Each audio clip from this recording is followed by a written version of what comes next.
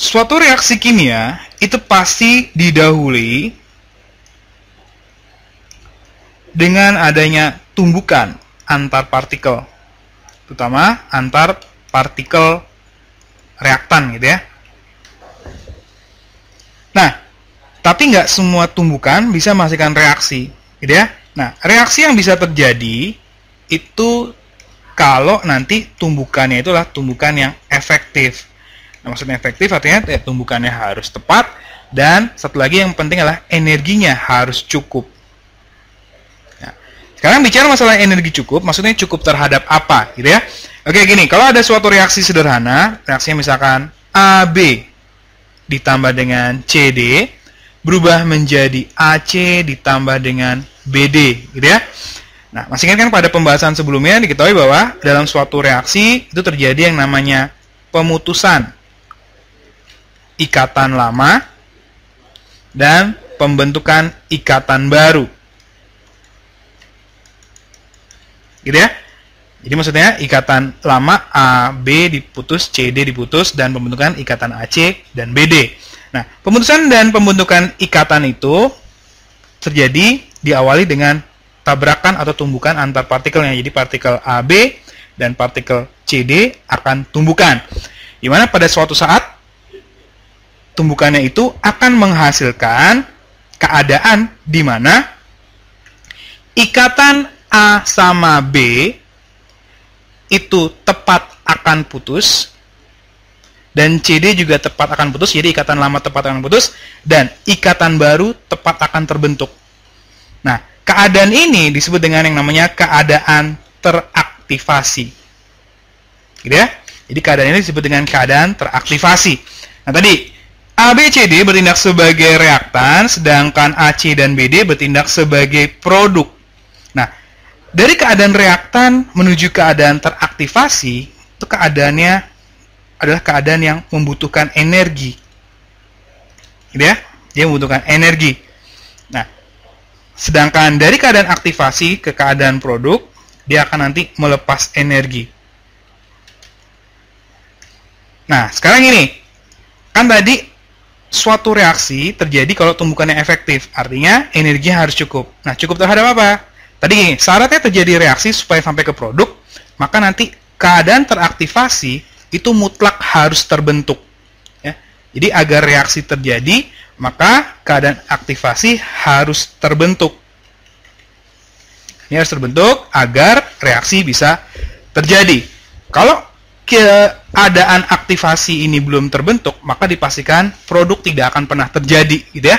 Jadi, faktor penting dari suatu reaksi adalah terbentuknya keadaan teraktivasi. Nah, makanya ini tadi dari reaktan ke keadaan teraktivasi butuh energi. Nah, makanya energi yang disiapkan oleh tiap molekul itu harus cukup untuk sampai ke keadaan aktivasi. Ya, di mana besarnya energinya ini disebut dengan yang namanya energi aktivasi.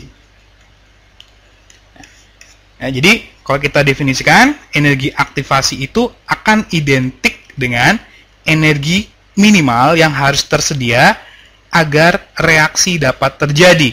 Kenapa? Karena kalau energinya tercapai, berarti keadaan teraktivasi tercapai. Kan tadi syarat untuk sampai produk, keadaan aktivasi harus terbentuk dulu kan? Jadi kalau ini terbentuk, pasti produk juga akan terjadi. Nah, energi yang dari reaktan sampai keadaan aktivasi itu disebut dengan energi aktivasi. Jadi, untuk mencapai keadaan aktivasi, butuh yang namanya energi aktivasi. Nah, kemudian kalau kita gambarkan diagramnya, ya, ingat tadi, misalkan dari reaktan berubah menjadi produk. Ya, kan lewatin keadaan aktivasi dulu ya. Aktivasi, baru berubah menjadi produk. Nah, tadi dari reaktan ke aktivasi butuh energi. Sedangkan dari aktivasi ke produk akan melepas energi. Jadi kalau kita gambarkan tingkat energinya, ini keadaan reaktan. Nah, dari reaktan ke aktivasi butuh energi, jadi energinya naik gitu ya.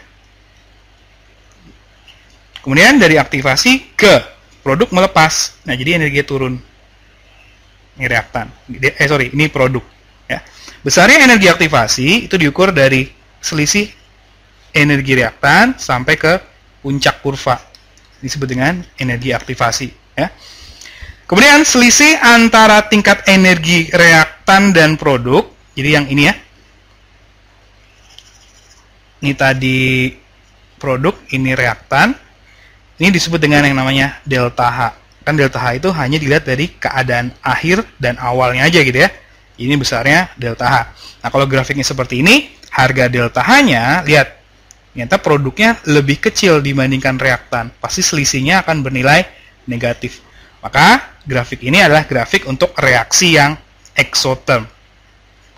Kalau yang grafik endotherm gimana? Endotherm, gambarnya seperti ini. Ini reaktan, kemudian ke aktivasi tetap akan naik tingkat energinya, cuma turunnya itu akan lebih di atas dari produk, gitu ya. Jadi selisihnya itu yang ini disebut dengan harga delta H. Nah, delta H-nya akan bernilai positif. Energi aktivasi yang mana? Ingat, energi aktivasi selalu diukur dari keadaan reaktan sampai ke puncak. Yang ini. Nah, untuk grafik ini, grafik tingkat energinya itu untuk reaksi yang endotherm. Lihat, kalau exotherm, produknya akan di bawah dari reaktan, gitu ya. Sedangkan kalau exotherm, produknya akan di atas dari reaktan. Nah, gini, kalau misalkan dalam suatu wadah berisi gas, nah gas ini berarti kan kumpulan dari partikel gitu ya. Nah, misalnya gas ini adalah suatu reaktan. Nah, di mana tiap partikelnya ini punya yang namanya kecepatan. Kalau ada kecepatan V gitu ya, pasti dia punya yang namanya energi kinetik. Nah, cuma salahnya tiap partikel ini ternyata punya kecepatan yang beda-beda. Jadi dalam bergerak, dia punya kecepatan yang beda-beda. Nah, kalau kecepatan beda, pasti artinya tiap partikel itu punya yang namanya energi kinetik yang berbeda-beda juga, gitu ya. Nah, sekarang ini, masih ingat kan tadi suatu reaksi akan terjadi kalau apa? Kalau energinya cukup. Jadi maksudnya gini, energi yang dibawa tiap partikel itu harus cukup. Maksudnya cukup terhadap apa? Tadi kan tiap partikel punya yang namanya energi kinetik. Nah, energi kinetik dari partikel apabila partikel itu siap untuk melakukan reaksi atau bisa terjadi reaksi jika kalau energi kinetik yang dibawa partikel tersebut harus lebih besar atau minimal sama dengan energi batasannya. Energi batasannya kan disebut dengan energi aktivasi, gitu ya. Jadi, molekul-molekul atau partikel-partikel yang bisa melakukan reaksi, ya harus syaratnya energi kinetiknya harus di atas dari energi aktivasi. Nah, masih ingat ada grafik distribusi energi kinetik pada kondisi suhu tertentu gitu ya. Ini fraksi terhadap energi kinetiknya. Gambarnya seperti ini. Nah, misalkan kalau energi aktivasi itu letaknya di sini, jadi batasan energi aktivasi segini, maka gini, daerah yang di sini inilah daerah-daerah di mana daerah yang partikelnya itu memiliki energi kinetik di atas dari energi aktivasi. Maka pasti daerah di sini adalah daerah-daerah partikel yang bisa melakukan reaksi.